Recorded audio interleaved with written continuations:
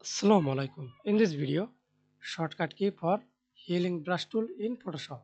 Let's begin. Okay, see this.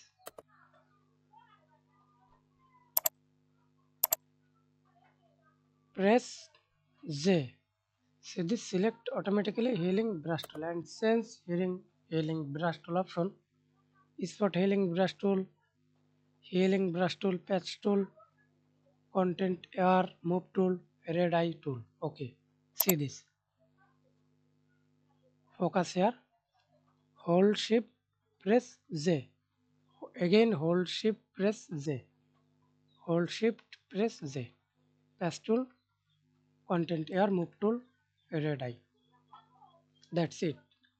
Thanks for watching video. Please subscribe to my channel, like, comment, share.